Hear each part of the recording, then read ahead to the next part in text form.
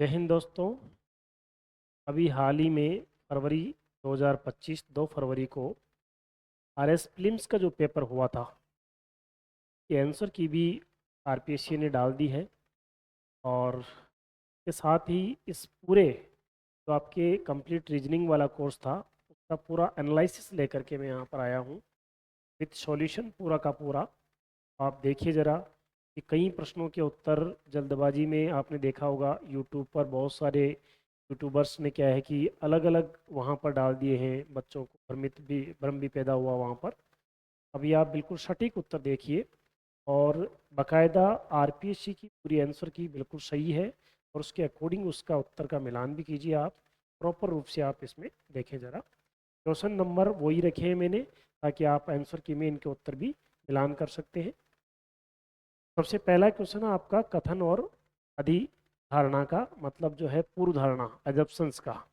पूर्व धारणा बोले, परिकल्पना बोले, अजम्पशन बोले, ये सब एक ही बात है ना। तो ये क्वेश्चन कह रहा है कि मिट्टी के पोषक तत्वों में, क्वेश्चन ने बोला है कि मिट्टी के पोषक तत्वों की पूर्ति के क्रम में, मतलब जो मिट्टी हमारी जो खेती के योग्य भूमि होती है उसके अंदर की बात कर रहा है कि पोषक तत्वों की पूर्ति के क्रम में यह आवश्यक है कि प्रत्येक दूसरी ऋतु में अलग प्रकार की फसलों को उगाना चाहिए।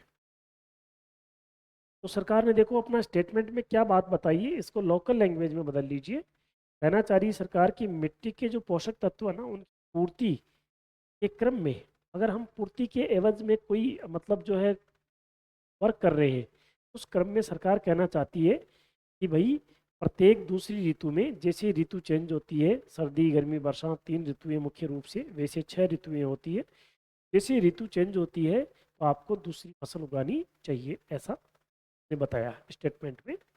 और पूरा ऑथेंटिक आपको सेटिस्फाई करके आंसर दे रहा हूँ पूरा का पूरा, आप अच्छे से देखें इसको। और जो बच्चे इसका एग्ज़ाम दिए हैं, कोई क्वेश्चन में डाउट हो तो ज़रूर उनको भी शेयर करें आप। पहला कह रहा है, हमें बात तो समझ में आ गई। बात क्या थी कि भाई मिट्टी के जो उर्वरक क्षमता है उसके क्रम में, बढ़ाने के क्रम में क्या है कि हर ऋतु में फसल चेंज करनी चाहिए। अब पूर्व धारणा, इसकी अजप्शन मतलब इसकी पहले की थॉट क्या है, कैसा स्टेटमेंट क्यों आया है, थॉट क्या है, स्टेटमेंट के पीछे रीजन क्या है, ये हमें देखना है। तो क्या करा, एक फसल उसी खेत में कभी भी दूसरी बार नहीं उगाई जा सकती।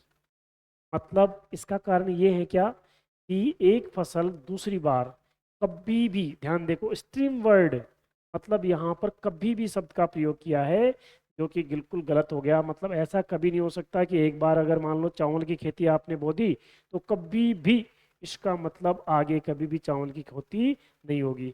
ऐसे तो मेरे दोस्तों आप तो बहुत कम फसल उगा पाओगे। ये स्ट्रीम वर्ड की वजह से निश्चितता का बोध हो रहा है, इस वजह से क्या हो गया, ये आपका फर्स्ट जो है पूर्व धारणा अजम्पशन से बिल्कुल फॉल्स हो गया यहाँ पर। दूसरा, यदि लगातार ऋतु में अलग प्रकार की फसल उगाई जाती है तो मिट्टी में किसी भी प्रकार के अतिरिक्त पोषक तत्वों जैसे खाद को मिलाने की बिल्कुल भी आवश्यकता नहीं पड़ेगी।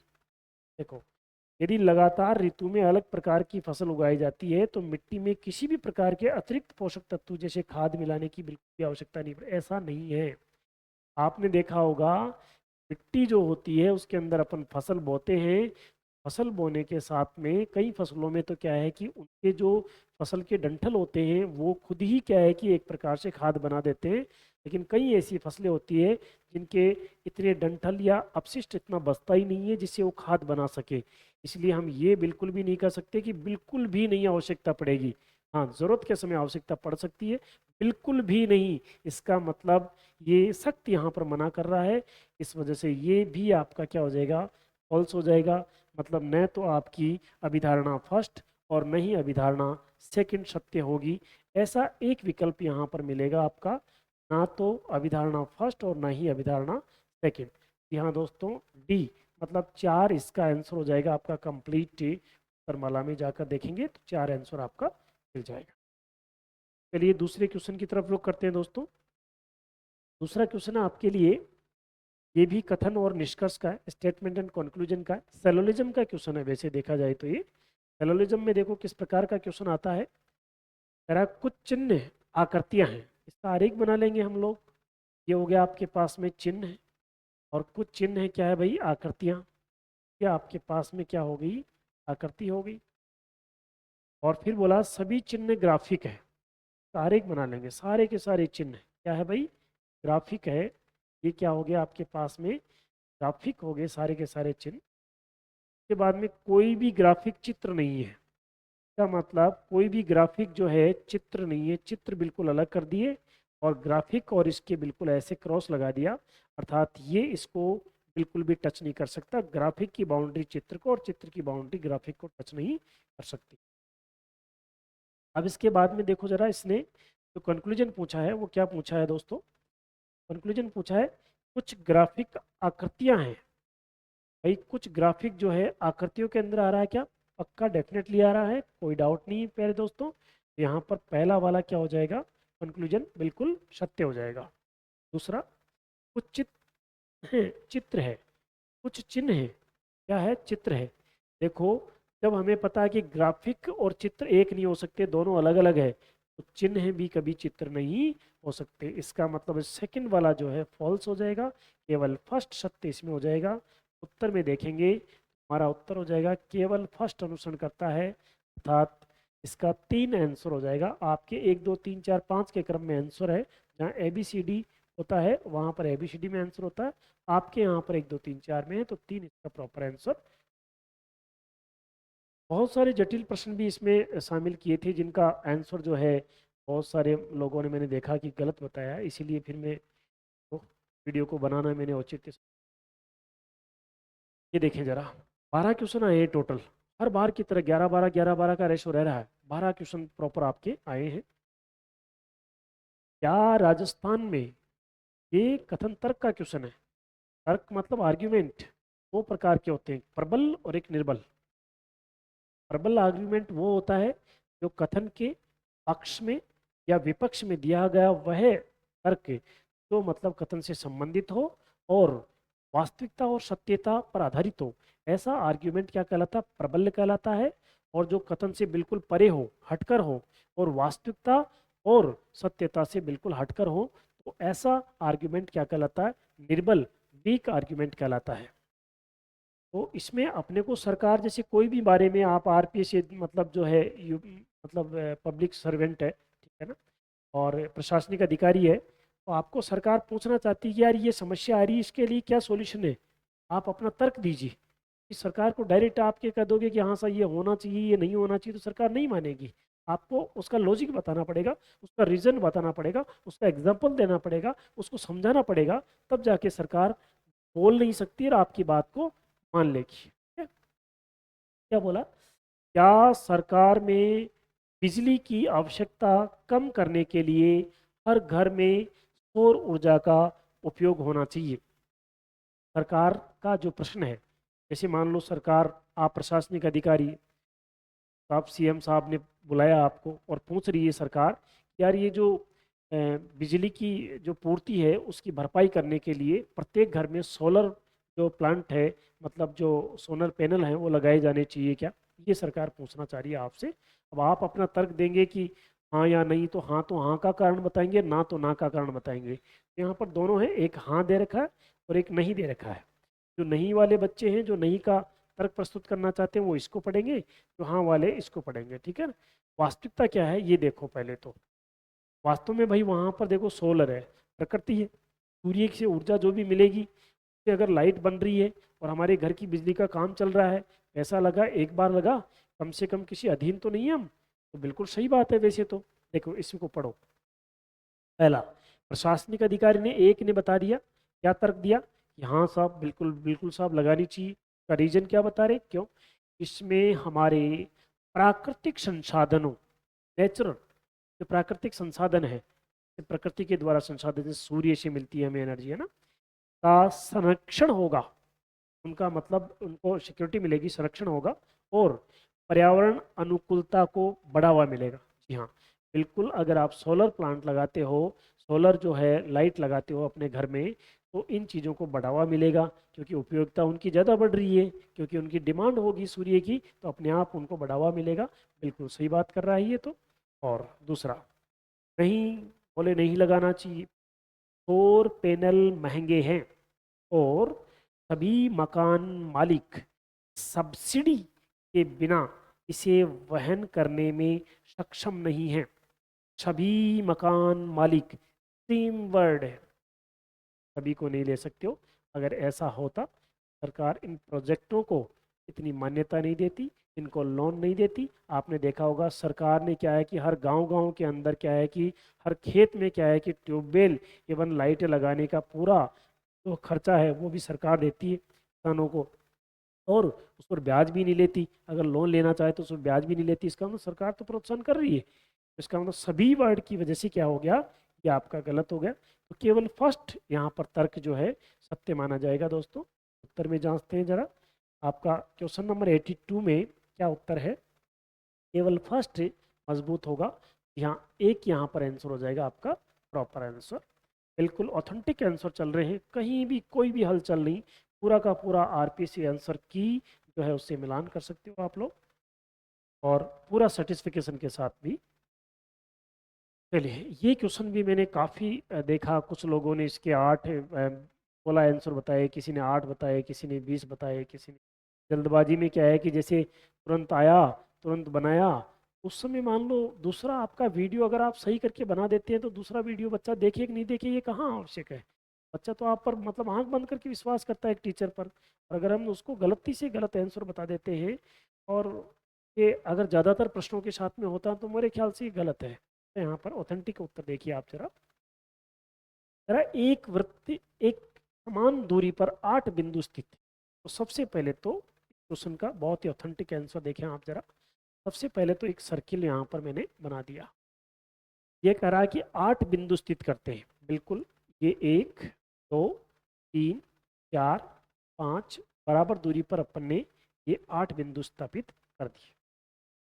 फिर कह रहा है यहाँ तक क्वेश्चन क्लियर हो गया। इन बिंदुओं को शीर्ष को लेकर समकोण त्रिभुज खींचे जाते हैं। शीर्ष बिंदुओं का कौन सा, ये मतलब जो पॉइंट है ना वो शीर्ष है, वहां से त्रिभुज खींचे जाते हैं। आगे और पढ़ो। जहां प्रत्येक त्रिभुज की एक भुजा वृत्त का व्यास, वृत्त का व्यास और त्रिज्या दो चीज होती है। त्रिज्या क्या होती है, आधी, और व्यास क्या होता है, पूरा। इसका मतलब ये देखो, एक तो ये व्यास है, एक आपके पास में ये व्यास है, एक आपके पास में ये व्यास है, एक आपके पास में ये व्यास है। ये इतने व्यास यहाँ पर बन चुके हैं। ठीक है? के बाद में व्यास, वृत्त का एक व्यास है, मतलब कोई भी जो त्रिभुज बना रहे हो ना आप, तो पहली बात तो क्या होनी चाहिए, वो समकोण होना चाहिए। ये समकोण होना चाहिए ना, इसका मतलब 90 डिग्री का कोण होना चाहिए। और उसका एक और बात बोली कि उसका एक व्यास जो है पूरा का पूरा ये कंप्लीट एक भुजा ये ही होनी चाहिए उसमें। मतलब जो त्रिभुज में 3 भुजाएं होती है उसके अंदर एक भुजा तो ये यूज में ली जानी चाहिए ही सही। कंप्लीट मतलब ये कंपलसरी है आपके लिए, है ना। और इसको यूज में लेते हुए और फिर आपको त्रिभुज यहाँ पर बनाने हैं। और फिर भी एक चीज ध्यान में रखनी है कि वो समकोण त्रिभुज ही होना चाहिए। मतलब उस त्रिभुज के अंदर एक कोण 90 डिग्री का होना चाहिए, तभी उसको वैलिड मानेंगे, अदरवाइज यहाँ पर वैलिड नहीं मानेंगे। तो देख दोस्तों, अब इसमें हम आगे चलते हैं। देखो जरा के अंदर अगर हम देखेंगे तो हमारे पास में यहाँ पर आ जाइए, एक मार्कर से ऐसे कितने संभव समकोण त्रिभुजों की संख्या होगी। अब देखो, सबसे पहले तो आपके पास में, इससे देखता हूं मैं आपको प्रॉपर रूप से, और दूसरा लेकर के, ये आपके पास में ये प्रॉपर रूप से ये है, ये आपको दिख रहा। ये एक व्यास अपन प्रयोग में लेकर के हम कोशिश करते हैं कि कितने इससे त्रिभुज बन रहे हैं जो समकोण हो। तो नंबर 1 देखो जरा, ये व्यास यूज में हो गया आपका। इस व्यास को यूज में लेकर के नंबर 1 तो ये आपके पास में, अगर मैं यहाँ से यहाँ बना दूंगा, है ना, और यहाँ से यहाँ बनाने के बाद में इस लाइन को मैं जस्ट यहाँ टच करूँगा, ये आपके पास में ये क्या हो गया, समकोण बन गया दोस्तों। ये आपके पास में समकोण बन गया। और एक भुजा क्या होगी आपके पास में, प्रॉपर रूप से व्यास भी हो गई और ये समकोण भी हो गया। एक तो आपके पास ये काउंट हो गया। दूसरा, दूसरे कलर में बता देता हूँ मैं आपको, ये देखो, इसी इसी से लेकर के दूसरा देखो जरा, ये यहाँ से यहाँ आ गई एक भुजा, और ये यहाँ से यहाँ मिला दिया, और एक ये इसकी क्या हो गया आपके पास में जो है प्रॉपर व्यास भी यूज में आ गया, और ये कोण भी आपका कितना डिग्री हो गया, 90 डिग्री का। उसके बाद में फिर आप देखें जरा तीसरा, तीसरा है कि यहाँ से मैं क्या है कि यहाँ अलग कलर में आपको बता देता हूँ, ये यहाँ पर इसका यहाँ से लाता हूँ और यहाँ पर, और यहाँ से यहाँ पर, ये भी 90 डिग्री का कोण बन गया, और इसकी भी एक भुजा क्या होगी आपके पास, ये व्यास होगी। तो हम दोस्तों देख रहे हैं बिंदु ए से हमारे पास में तीन यहाँ पर बने हैं। नंबर एक, ये यहाँ से यहाँ, नंबर दो यहाँ से यहाँ, और नंबर तीन यहाँ से यहाँ। एक बिंदु पर तीन बन रहे हैं। मैं बी बिंदु पर आऊँगा, बी से एक यहाँ से यहाँ, इसको व्यास मानते हुए, को व्यास मानते हुए एक यहाँ से यहाँ, एक यहाँ से यहाँ, और एक यहाँ से यहाँ, तो वहाँ पर भी तीन बनेंगे। तो दोस्तों एक बिंदु से अगर तीन बन रहे हैं, एक से बन रहे हैं तीन, तो हमारे पास बिंदु कितने हैं, 8 इंटू कितना, 3 बराबर 24, जो आपके पास में संभव समकोण त्रिभुज यहाँ पर काउंट किए जा सकेंगे। और आंसर क्या हो जाएगा आपके पास 24, इसका करेक्ट आंसर माना जाएगा दोस्तों, सटीक आंसर तो आरपीएससी ने भी माना है। ठीक है, के बाद में देखें जरा दोस्तों आप लोग यहाँ पर जरा, निम्न श्रेणी का अगला पद क्या होगा, सीरीज का क्वेश्चन है। इसमें सीरीज में हमारे घोड़ा गाड़ी यहाँ पर अक्सर काम करती है, घोड़ा गाड़ी लगाइए आंसर आ जाता है करीब करीब।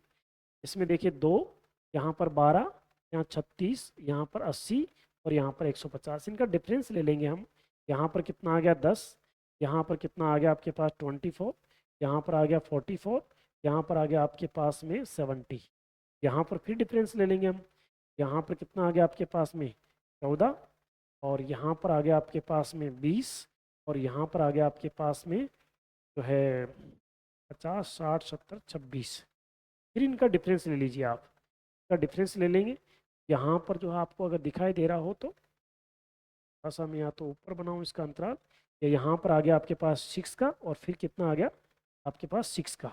अब यहाँ पर भी 6 जोड़ेंगे तो 20 अच्छे कितने हो गया आपके पास में, ये हो गया 32, 32 70 में जोड़ेंगे तो कितने हो गया आपके पास में, ये 102, और ये इसमें जोड़ेंगे 102 और 150, ये हो जाएगा 2, और आपके पास में 5 पे 2, 252 आपके पास में प्रॉपर आंसर हो जाएगा सीरीज श्रृंखला का परीक्षण।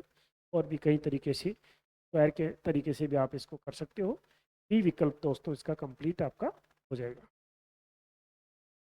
अगले प्रश्न में चलते हैं दोस्तों, कोडिंग डिकोडिंग का क्वेश्चन है, तो भी मतलब सटीक जवाब नहीं मिल पाया, क्वेश्चन की जगह नहीं मिल पाई, और आप देखें जरा इसका ऑथेंटिक आंसर।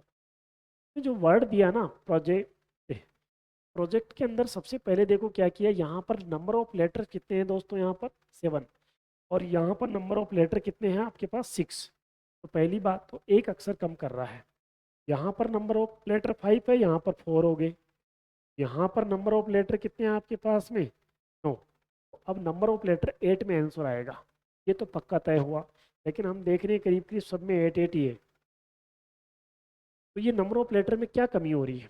देखिए आप पहले वाले क्वेश्चन के अंदर जे तो बिल्कुल, जे जो है वो बिल्कुल यहाँ से इसमें आया ही नहीं, बिल्कुल गायब हो गया। ये यहाँ पर ए गायब हो गया इसका, और यहाँ पर जो है हमारे पास में क्या नहीं आएगा, तो बिल्कुल बीचों बीच वाला अक्षर है कौन सा, एन गायब हो जाएगा। अर्थात बीच वाला लेटर तो बिल्कुल गायब कर रहा है। दूसरा, शेष बचे हुए अक्षरों को वर्णमाला के क्रम में व्यवस्थित किया गया है उस शब्द के शेष बचे हुए अक्षरों। जैसे कि हमारे पास इस वर्ड में बच रहा था सबसे छोटा अक्षर वर्णमाला क्रमानुसार सी, ये सी आ गया। फिर सी से बड़ा बचा ई, ये ई आ गया। फिर ओ, पी, आर और टी, ये बाकी के अक्षर वर्णमाला क्रमानुसार व्यवस्थित कर दिए, और मिडिल अक्षर को यहाँ पर से लुप्त कर दिया गया, है ना। और इसमें भी देखो बीच वाला मिडिल अक्षर लुप्त कर दिया गया, बाकी के को वर्णमाला ई और एल और एन और पी, ये आपका वो हो गया। अब इन अक्षरों में एन को तो लुप्त करना है और बाकी को अरेंज करना है। सबसे पहले क्या आ जाएगा, ए काफी सारों में है। उसके बाद में क्या आ जाएगा आपके पास में, तो है ई, ए के बाद में ई है यहाँ पर, RANI और D है, AD, D के बाद में E, अब ADE उसके बाद में क्या रहा, G, इतना देख लो, ADEG, ADEG, ADEG। अच्छा आप एक काम करो ना, इसमें डायरेक्ट ही क्रम देख लो, इसमें बिगड़ रहा है वो आंसर नहीं होगा आपका। ADGOI यहाँ पर गलत आ गया, ADEGIORS ये ठीक है, ADEGIRO देखो ये क्रम बिगड़ गया यहाँ पर, ये गलत हो गया आपका, और ये गलत हो गया था। ADEGIOSR देखो यहाँ पर S 19 और 18 बाद में आया है, इस वजह से ये गलत हो गया, 18 पहले आएगा 19 बाद में, डी विकल्प इसका सही आंसर हो जाएगा, फुल सटीक आंसर जी हाँ दोस्तों इसका डी विकल्प। अगला कथन और क्रियाविधि मतलब एक्शन का क्वेश्चन है, कोर्स ऑफ एक्शन का, इसमें आपको अपने आप को संबंधित विभाग का जो भी स्टेटमेंट गिवन होता है उससे संबंधित विभाग का अपने आप को सर्वोच्च प्रशासनिक अधिकारी समझते हुए और कार्रवाई करनी होती है, और कार्रवाई करते समय ये ध्यान में रखना होता है सबसे पहले हमें दुर्घटना के कारण को दूर करना होता है। जो भी ऐसी घटना या दुर्घटना जो सामान्य जनजीवन को अस्त व्यस्त कर देती हो, डिस्टर्ब कर देती हो, ऐसी दुर्घटनाओं के लिए आप अपने आप को संबंधित विभाग का प्रशासनिक अधिकारी समझते हुए उसका जो है कारण को दूर करेंगे तो आपका उत्तर बिल्कुल सटीक जाएगा। हाँ, पिछले लोकसभा चुनाव की तुलना में इस बार लोकसभा चुनाव में मतदान कम हुए, मतलब समस्या हो गई ना, जनजीवन डिस्टर्ब हो गया ना, मतलब पिछली बार की अपेक्षा वोट ही कम दिया लोगों ने, तो ये तो एक प्रकार से राजनीति पर मतलब क्वेश्चन मार्क लग रहा है कि वोट कम क्यों दिया, इसका मतलब वोट देना कोई पसंद ही नहीं कर रहे, क्योंकि उनके वोट सही नहीं जा रहे, जिनको अपना समझ कर देते हैं वो उनका अपना का फर्ज, अपना होने का फर्ज निभाते ही नहीं है, अलग ही रूट में चल जाते हैं वो लोग। जब वोट मांगने आते हैं तब अलग वादे करते हैं, पैसे बांटने की बात करते हैं, पता नहीं क्या क्या सुविधाएं देने की बात करते हैं, और जब उनका नेता बन जाते हैं अर्थात वोट जीत जाते हैं वो अगर अपना मत से, तो वो अपने पूरे के पूरे फील्ड को कुछ नेता जो है चेंज कर लेते हैं, अर्थात पब्लिक से मिलते नहीं, पब्लिक की समस्याएं नहीं सुनते। ऐसी स्थिति में पब्लिक के साथ में बारी बारी से ऐसा होता है, हर 5 साल के चुनावों में होता है ऐसा, तो पब्लिक फिर क्या है कि इस चीज़ से मुंह मोड़ लेती है कि यार छोड़ो इसमें कोई मतलब नहीं है, ये लोग सब एक जैसे हैं, ऐसा कहकर के पब्लिक क्या है कि अपना रुख कम करती है। और रियली में देखा जाए तो वास्तव में एक प्रशासनिक अधिकारी होने के नाते अगर आपने आपको कोई प्रशासनिक अधिकारी समझते, मैं समझता हूँ कि जो चुनाव बोर्ड है उसमें डेफिनेटली प्रशासनिक अधिकारी हैं, और उन लोगों में इतना मतलब जो चीज़ होनी मुझे लगता है कि होगी कि उनको ये पता होना चाहिए कि अगर पब्लिक का मतदान जो है कम हो रहा है तो क्या क्या वजह हो सकती है, और उन वजहों में से किन किन को वो सुधार सकते हैं। ऐसा नहीं है कि उनकी वजह है, यही एक कारण नहीं है कि पब्लिक इसलिए रुख मोड़ रही है कि नेता धोखेबाजी करते हैं, नहीं, ऐसा और भी कारण हो सकता है पब्लिक जो है जहाँ पर उसका लोकल वोट पड़ रहा हो वहाँ पर अब नहीं रहती हो, वहाँ किसी काम की वजह से या कहीं रोजगार की वजह से बाहर रहती हो, और उसे लगता है कि यार कौन वोट देने जाएगा, अर्थात लोगों का गाँव से शहरों की तरफ पलायन करना, अर्थात केंद्रीकृत विकास की तरफ अग्रसर होना और उधर की तरफ जाना, एक प्रकार से ये भी एक हो सकता है लोग जागरूक नहीं हो, कई इलाकों के आदिवासी इलाकों के या बहुत सारे ऐसे पिछड़े इलाके हैं जहाँ के लोग जागरूक नहीं हो, ये भी हो सकता है, शिक्षा का अभाव हो सकता है, और जो है बढ़िया रूप से गवर्नमेंट को मतलब जो गवर्नमेंट के कर्मचारी अपने चुनाव मतदान के बारे में जानकारी नहीं दे पाते, ये भी हो सकती है, बहुत सारी वजह हो सकती है। परंतु हम ये देखें कि मामला ये है कि यार वोट कम डल रहा है, इसका मतलब कहीं ना कहीं जो है जो सरकार का मतलब दबाव बनता है यहाँ पर कि भाई क्यों डल रहा है, इसका कारण अपने को मतलब बताना है। अगर वोट डल रहे हैं तो आप प्रशासनिक अधिकारी तो क्या एक्शन लेंगे जिससे कि वोट जो डालने वाले हैं मतदाता उनकी संख्या में बढ़ोतरी कर सके। तो पहला प्रयास, क्योंकि एक्शन है यहाँ पर है ना, तो पहला प्रयास क्या है, चुनाव आयोग को लोकसभा का चुनाव पुनः करवाने की घोषणा करनी चाहिए। प्रैक्टिकल होकर देखो, अगर मान लो इस बार का जो चुनाव हुआ, अभी हाल ही में दिल्ली में चुनाव हुआ, अब दिल्ली में जो चुनाव हुआ अगर मान लो वहाँ पर पिछली बार की अपेक्षा वोट मतदाताओं का प्रतिशत जो है वो कम हो गया, तो क्या सरकार को ऐसा फैसला अगर कल मान लो सरकार दे देवे कि भाई दोबारा चुनाव होंगे क्योंकि वोट कम पड़े हैं, तो पब्लिक मानेगी क्या? नहीं, ये पब्लिक के खिलाफ फैसला माना जाएगा। ये तो कोई बात नहीं हुई। वोट देने का अधिकार स्वयं का है, वो स्वतंत्र है, दें या न दें ये आवश्यक नहीं है। इसलिए इस बात को लेकर के दोबारा चुनाव नहीं हो सकते दोस्तों। तो ये बात तो बिल्कुल लीगल नहीं मानी जाएगी। दूसरा, चुनाव आयोग को उन लोगों का मतदान का अधिकार समाप्त कर देना चाहिए जिन्होंने इस बार के लोकसभा चुनाव में मतदान नहीं किया। देखो ये तो वो बात होगी, जिन्होंने वोट नहीं दिया उनका मत देने का अधिकार ही समाप्त कर देना चाहिए। नहीं, हमारे पास वोटर आईडी कार्ड है और हम मत दें ये हमारी मर्जी है, मत न दें हमारी मर्जी है। आप नहीं देंगे तो उसको ये नहीं कर सकते हो कि अब आगे से दे भी नहीं पाओगे, ऐसा नहीं होना चाहिए। प्रशासन जो है, जो आपकी डेमोक्रेसी है, वो पब्लिक पर इतनी हावी नहीं होनी चाहिए कि पब्लिक को दुख होने लगे। ऐसा कभी भी नहीं होना चाहिए। क्योंकि जनरली आपने देखा होगा कि सामान्य लाइसेंस जो होता है, पब्लिक का ड्राइविंग लाइसेंस होता है, पहले क्या होता था उस पर मतलब 5 पंच आते थे। अगर आपने एक गलती की तो एक पंच, दूसरा गलती दूसरा पंच, तीसरा गलती तीसरा पंच, 5 गलती, इसका मतलब सरकार समझ जाएगी ये समझने वाला बंदा नहीं है ना, ये या तो खुद जाएगा और या फिर ऐसा भी हो सकता है कि 2 4 5 10 को लेकर के भी जाए, ये नहीं सुधरने वाला। तो उसका लाइसेंस रद्द किया जाता था। तो ये जो बात कही इन्होंने कि उनका मतलब चुनाव देने का अधिकार ही रद्द कर दे, वो हमारे जो मूल अधिकार है, हमारे स्वतंत्रता के अधिकार है, वो उनके खिलाफ है। ये सेकंड वाला जो है आपका एक्शन जो है, कार्यवाही, वो भी उचित नहीं जाएगी। दोनों ही गलत है यहाँ पर दोस्तों। आपके 86 में आंसर देख लेते हैं हम। 86 में यहाँ पर फर्स्ट और सेकंड अनुसरण करते हैं, न तो फर्स्ट और नहीं सेकंड अनुसरण करते। 3 इसका आंसर कंप्लीट आपका हो जाएगा। चलिए अगले प्रश्न में चलते हैं दोस्तों। ये इसका क्वेश्चन है बढ़िया, जो है आपके पास में डायरेक्शन टेस्ट का क्वेश्चन है, बहुत ही शानदार क्वेश्चन है ये भी। देखो इसका क्वेश्चन भी मैंने कई मतभेद देखे हैं इस क्वेश्चन पर, अच्छे से आपको ऑथेंटिक जवाब लीजिए इसका भी। करा ए से श्रीमान एक्स, बिंदु ए से, ये बिंदु ए हो गया। अब श्रीमान एक्स चल रहा है यहाँ से दक्षिण की ओर चलना प्रारंभ करता है, साउथ मतलब बोले तो इधर, और 20 मीटर दूरी तय करता है। 20 किलोमीटर बोला है कि मीटर? 20 मीटर दूरी तय करता है, 20 मीटर दूरी तय करता है, ठीक है। और बिंदु बी पर पहुंचता है, इसका मतलब ये कौन हो गया? बिंदु बी हो गया। अब वह बाईं ओर मुड़कर 20 मीटर चलता है, तो इसका अगर नीचे सिर है, इस प्रकार से फेस है, इसका लेफ्ट कौन सा हो जाएगा? ये वाला। और 20 ये है तो सेम इसके बराबर ही 20 आ जाएगी आपके पास में, बिल्कुल एग्जैक्ट। ये 20 मीटर चल करके बिंदु सी पर आता है। अगेन 20 मीटर चला, यहाँ भी 20 मीटर, यहाँ भी 20 मीटर। बहुत अच्छा क्वेश्चन जा रहा है अब तक तो। फिर आगे कह रहा, अब वह है 43 डिग्री वामावर्त।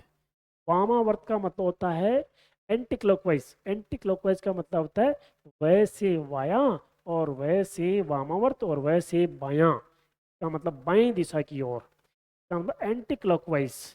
तो दोस्तों देखो जरा, यहाँ से ये अगर मैं सामने इसका फेस है और इसको बायां मतलब एंटी क्लॉकवाइज, घड़ी की विपरीत दिशा में 45 डिग्री घुमाता हूँ, क्योंकि जिधर सामने होता है उधर हमारा 0 डिग्री होता है। तो यहाँ से जो हम 45, देखो ये तो कंप्लीट 90 हो गया, तो हाफ यहाँ पर लगभग लगभग 45 हो गया, और ये यहाँ पर 45 डिग्री मुड़कर, दिशा में मुड़कर 20√3 मीटर चलता है। कितना चलता है? 20√3 मीटर चलता है। और बिंदु जो है आपके पास में डी पर पहुंच जाता है। बिंदु ए बी सी डी के नाम जो है मैं अलग से यहाँ पर मेंशन देता हूँ। ये आपके पास में ए, ये आपके पास बी, ये आपके पास सी, और तो डी पर यहाँ पर पहुंच। अब सरकार क्या जानना चाह रही है? तो बिंदु ए से बिंदु डी की न्यूनतम दूरी कितनी होगी, कम से कम दूरी कितनी होगी? ए से बिंदु डी की न्यूनतम दूरी, ये इसने पूछा सरकार ने। देखो क्वेश्चन जो है वैसे तो बढ़िया मैथ का लेवल कवर कर रहा है। अगर दोस्तों हम ये देखें कि इन दोनों को अगर मैं मिला देता हूँ यहाँ पर से यहाँ पर, तो आप ये बताओ, ये बिल्कुल सेंटर में है लाइन, और ये आपको दिख रहा है पूरा का पूरा समकोण है। ये पूरा का पूरा क्या है? 90 डिग्री का कोण है। ये क्या है? 90 डिग्री का कोण है। और इस 90 डिग्री के सामने वाला जस्ट क्या होता है? कर्ण होता है। क्या होता है, कर्ण होता है। तो अगर मैं ये देखूं कि किसी भी त्रिभुज की, समकोण त्रिभुज की, कौन सी त्रिभुज की, समकोण त्रिभुज की दो भुजाएं समान हो, लाइक दैट, ये भुजा और ये भुजा, दो भुजाएं समान है, ये भी 20 है, ये भी 20 है, कि तीसरी भुजा बोले तो अगर ये ए है और ये अगर ए है तो ये हो जाती है a√2, इसका मतलब ये अगर 20 है, ये 20 है, तो ये हो जाएगी 20√2। इसका मतलब ये आपके पास में 20√2 हो गई, ये वाली, और ये है 20√3। और इन दोनों को आधार और लंब मानते हुए अपने को कर्ण ज्ञात करना है। पाइथागोरस प्रमेय के अकॉर्डिंग कर्ण स्क्वायर बराबर क्या हो जाएगा, लंब स्क्वायर प्लस आधार स्क्वायर। अब आप लोग वाकिफ है इस फॉर्मूले से, तो यहाँ पर लिखने की इतनी जगह नहीं है, इसलिए मैं डायरेक्ट ही बताना चाह रहा हूँ। तो अब हमारे पास में ये फाइंड करने के लिए सीधा सा प्रश्न बना कि ये हो गया आपके पास में 20√2 और का होल स्क्वायर प्लस आपके पास में 20√3 का होल स्क्वायर। इनको जोड़ना है, आपके पास कर्ण आ जाएगा। अगर इनको जोड़ेंगे, देखो 20 यहाँ पर है, 20 यहाँ पर है, √2√3, अगर इनको जोड़ करके हम देखेंगे तो ये करीब करीब 800 और ये करीब करीब आपके पास में 1200, तो टोटल 800 और 1200 2000 होते हैं।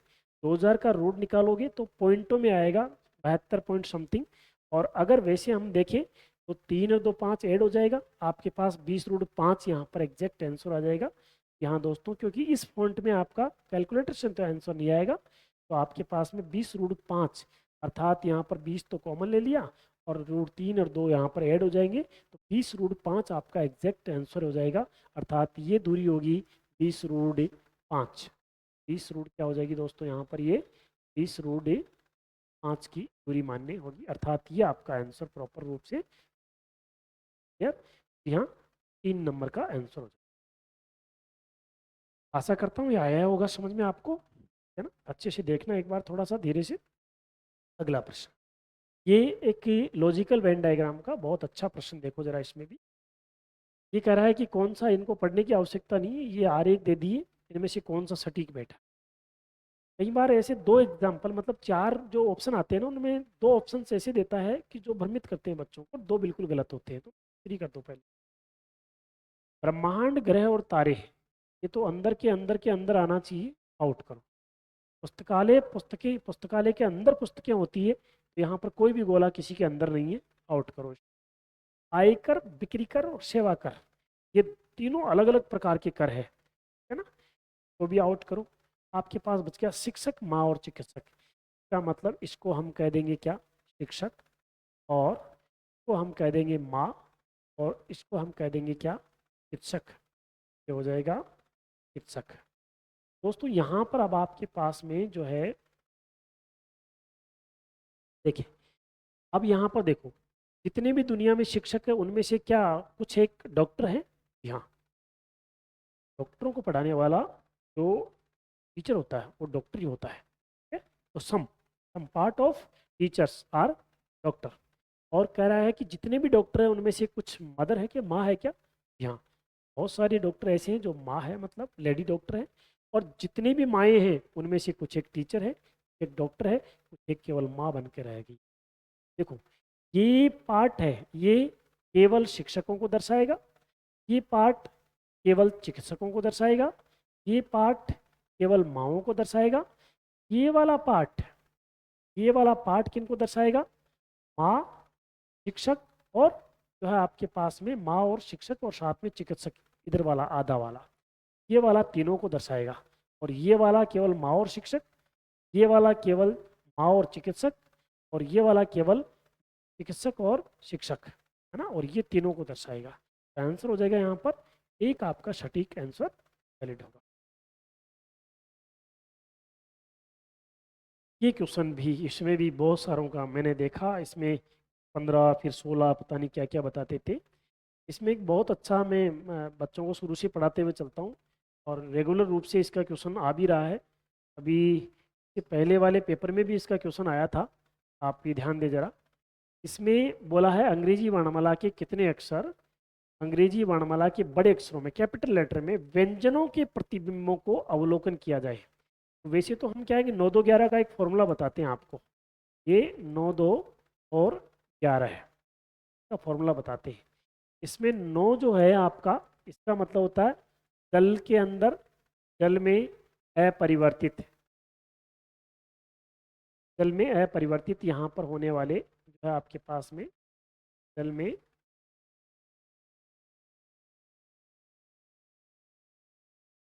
अपरिवर्तित है ना। और जो 11 है वो होते हैं दर्पण में, दर्पण में।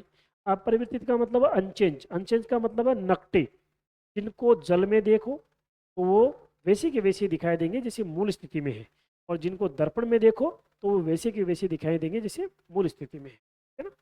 और यहाँ पर हमने एक और चीज़ बताई कि 9 में से 2 घटा दिए हमने, 9 माइनस 2 बराबर कितना हो गया 7। तो 7 अक्षर ऐसे होते हैं, 7 अक्षर ऐसे होते हैं जिनका जल व दर्पण प्रतिबिंब, जिनका जल व दर्पण प्रतिबिंब एक जैसा ही होता है। एक जैसा ही कैसे होता है, कौन कौन से 7 अक्षर होते हैं भाई वो, जैसे आपके पास में एक तो आ गया, एक तो एच आ गया, एक आई आ गया, एक आपके पास में जो है एन आ गया, एक ओ आ गया, और एस आ गया, और एक्स आ गया, और आपके पास में जेड आ गया, है ना। ये 7 अक्षर ऐसे हैं जिनका जल और दर्पण प्रतिबिंब आप पे मतलब पता ही नहीं चला पाओगे कि इनका जल प्रतिबिंब है या दर्पण प्रतिबिंब, भ्रम पैदा करने वाले हैं, ठीक है ना। तो इसका मतलब देखो जरा, एक का मैं बता भी देता हूँ, जैसे एन है, एन है यहाँ पर, ये एन रहा, इनका दर्पण बनाएंगे, देखो दायां का बायां और बायां का दायां हो जाएगा, बोले तो ये आंसर हो जाएगा। और इसका जल बनाएंगे तो ऊपर का नीचे, नीचे का ऊपर हो जाएगा, तो ये आंसर हो जाएगा। तो आप ये बताओ कि इन दोनों में कोई अंतर है क्या? तो अंतर नहीं, तो आपको बता दें कि ये है, पता कैसे चलेगा कि साहब ये दर्पण है एक जल है? पता ही नहीं चलेगा। ऐसे कितने अक्षर होते हैं? 7। हो सकता है आने वाले फ्यूचर में ऐसा प्रश्न पूछा जाए। मेरी दूरगामी सोच रहती है प्रश्नों को लेकर के, और जो फॉर्मूले बनाता हूँ वो आगे एंड तक और अंत तक जाते हैं, ताकि अगर सरकार कितना ही लेवल बढ़ा दे ताकि बच्चों को दोबारा कोर्स नहीं करना पड़े, ठीक है।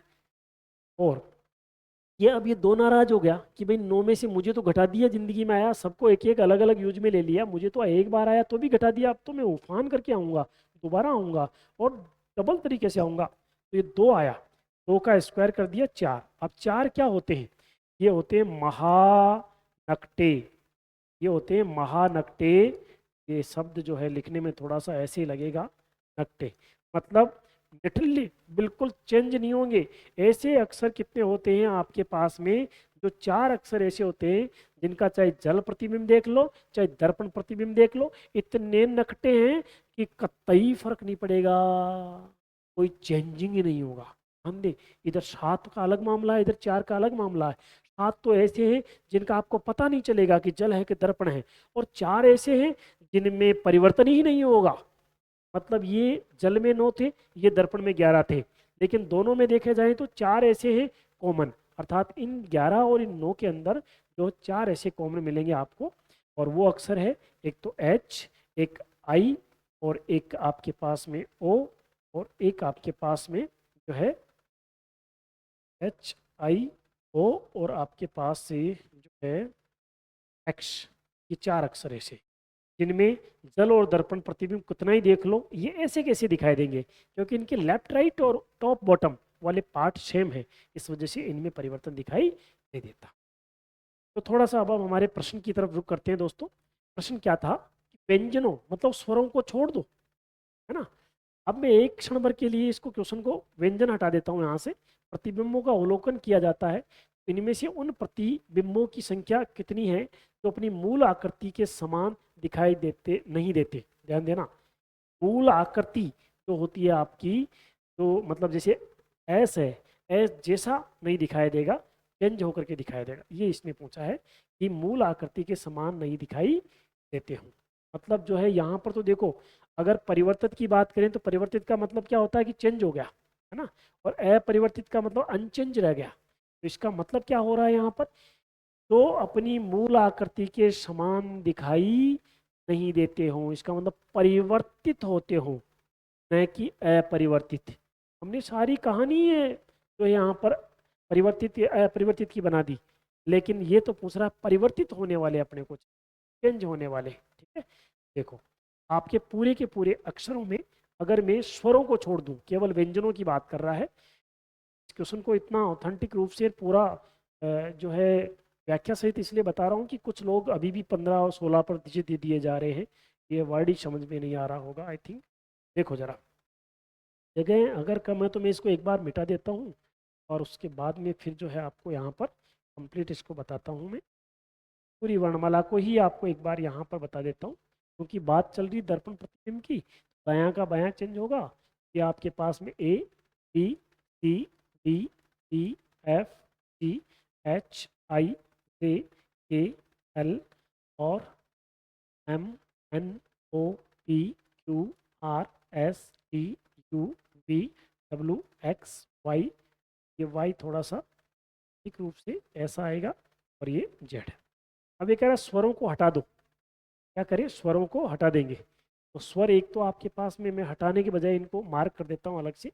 एक तो ए हट गया, एक ई हट गया, एक आपके पास आई हट गया, और एक आपके पास में यू हट गया, और एक आपके पास ओ हट गया। 5 स्वर हट गए। तो इनके तो बनाने नहीं है अपने को, है ना। बाकी को हम देख लेते हैं। बाकी को देखेंगे, ये लो, ये लो, ये लो। ये आपके पास में बी जो है ये ऐसा बन जाएगा, सी ऐसा बन जाएगा, डी ऐसा बन जाएगा, एफ ऐसा, और जी जो है ऐसा बन जाएगा। और आपका एच ऐसा कैसा रहेगा, ए ऐसा हो जाएगा, ए ऐसा, एल ऐसा, और एम ऐसा कैसे रहेगा, एन ऐसा हो जाएगा। और पी जो है आपके पास में ये ऐसा हो जाएगा, तो आपके पास में है ऐसा हो जाएगा, आर ऐसा हो जाएगा, एस ऐसा हो जाएगा, ई ऐसा कैसा रहेगा, पी ऐसा कैसा, डब्ल्यू ऐसा कैसा, एक्स ऐसा कैसा, वाई ऐसा कैसा, और जेड जो है आपका ऐसा हो जाएगा। अब ये क्या पूछ रहा था हमें कि आकृति के समान दिखाई नहीं देते हो, मतलब आपको परिवर्तित होने वाले, अपरिवर्तित नहीं चाहिए, परिवर्तित होने वाले। तो वैसे तो हमारे पास में दर्पण प्रतिबिंब में 11 अपरिवर्तित रहते हैं। तो 11 अगर घटा देंगे 26 में से तो 15 बचते हैं ना। लेकिन यहाँ पर एक स्वर ऐसा है, यहाँ ध्यान दे जरा, एक स्वर ऐसा है जिसका जो है प्रतिबिंब जो है वो चेंज आपके पास में यहाँ पर ई है ना, इसका चेंज होगा। बाकी 4 स्वर तो ऐसे हैं जिनको दर्पण में देखोगे ना तो भी कोई चेंजिंग नहीं दिखेगा। देखो यू ऐसा कैसा ही बनेगा, यू जो है आपका ऐसा कैसा बनेगा, ओ भी ऐसा कैसा बनेगा, ए भी ऐसा कैसे बनेगा, आई भी ऐसा का, लेकिन ई चेंज हो जाएगा। यहाँ पर 15 - 1 = 14 आंसर हो जाएगा वैसे तो। और प्रैक्टिकल काउंट करेंगे, देखो जरा यहाँ पर आपके पास में ये काउंटिंग कर रहा हूँ प्रॉपर रूप से, बाकायदा पूरा ऑथेंटिक रूप से। या आपके पास में अलग मार्कर से देता हूँ। ये हो गया आपके पास में एक परिवर्तित होने वाले, जो परिवर्तित हो रहे हैं 2, 3 और 4, 5। ये परिवर्तित नहीं हो रहा, देखो जरा सेम रह गया, इसको काउंट नहीं करेंगे हम। के बाद में क्या हो रहा है आपके पास में, ये 6 और 7, 8, और आपके पास में बच्चों ये भी सेम है, ये 9 और ये 10, और आपके पास ये 11 और ये 12 और ये 13, और ये सेम है, सेम है, सेम है, सेम है, और ये सेम है, और ये 14। तो ऑथेंटिक, बिल्कुल ऑथेंटिक आंसर जो है कितना हो जाएगा, 14 इसका करेक्ट आंसर हो जाएगा। इसका कई जगह मैंने अलग अलग उत्तर देखे, तो आपका सही ऑथेंटिक उत्तर, अगर आपको इससे देखते हैं, अगर इससे पूरे सॉल्यूशन के अंदर तब कहीं पर भी कोई लगे कि यार वास्तव में इसमें मज़ा आ रहा है, तो इसको वास्तव में मज़े को लेना और दूसरों को भी लेने देना, है ना। समझ गए होंगे आप लोग। या ब्लड रिलेशन का क्वेश्चन। ब्लड रिलेशन का, एक परिवार में 6 सदस्य ए, B, C, D, E, F और इस प्रकार से बी का विवाह सी के साथ हुआ है। क्या बोला, बी का विवाह सी के साथ हुआ है, बी मैरिड विथ सी। तो मैंने ये बी को यहाँ पर, बी जो है आपका मैरिड विथ सी, क्या मतलब बी का विवाह किसके साथ हो गया, सी के साथ। अभी इनमें पति पत्नी का पता नहीं है, बस शादी करने की बात की है गवर्नमेंट ने, तो आगे हमें पता नहीं है ना। बी का विवाह सी के साथ हुआ है, एफ ई की माता है। क्या कह रहा है, एफ जो है ई की माता है, और डी एफ की पुत्री है। अर्थात जो है एफ है, मैंने यहाँ पर एफ रख दिया और इसको माता बना दिया इसकी ई की। एफ जो है आपके पास में एफ ई की माता है और डी एफ की पुत्री है। जितना पढ़ रहे हो उतना करते जाओ। डी एफ की पुत्री है, इसका मतलब डी इसकी बहन हो गई। डी एफ की पुत्री है और एफ ई की माता है। ई का पता नहीं है अभी तक, तो ई क्या है करना भी नहीं है अपने को, अपने आप सरकार बताई। ए की पुत्री ई है, अब बता दिया सरकार ने। ये पुत्री है किसकी, ए की, तो मतलब ए इसका क्या लगेगा, पिता, क्योंकि एक तो माता हो गई, ये ए क्या हो गया, इसका पिता हो गया। ये प्रॉपर रूप से इस प्रकार से बन गया, है ना। ये पिता माता और ये इसकी पुत्री। और सी का पुत्र ए है। अब देखो सी का पुत्र कौन है, ए है। ये मैं यहाँ से हटा करके ये बी और ये यहाँ पर बना देता हूँ। और ये सी का पुत्र कौन हो गया, ए हो गया। परिवार में दो विवाहित दंपत्ति, बिल्कुल दो कपल हो गए, जोड़े हो गए। निम्न में से कौन सा सही है, पहला बी ई का दादा है क्या, बी ई का दादा है क्या, इसका मतलब बी दादा है क्या। यहाँ पर तो जेंडर ही पता नहीं चल रहा हमें, यहाँ पर तो देखिए आप जेंडर ही पता नहीं चल रहा, तो हम कैसे तय कर सकते हैं कि दादा है दादी है ना, नहीं कर सकते। तो पहला वाला गलत है। सी ए की माता है क्या, सी जो है यहाँ तो सी का जेंडर पता ही नहीं चल रहा, तो माता होगी पिता होगी, ये भी गलत है। सी डी की दादी है क्या, सी का पता ही नहीं चल रहा है यहाँ पर, सी डी की, सी और बी का पता नहीं चल रहा, तो इसलिए तुरंत मैं सी बी देखते ही आउट कर रहा हूँ। ई सी की पौत्री है क्या, यहाँ सी का ये बेटा, बेटे की पत्नी पुत्र वधु, और पुत्र वधु की पुत्री एक, तो ये ई, और ई के बारे में पूछा है पुत्र वधु की बेटी, मतलब यूँ कहूँ कि पौत्री है क्या।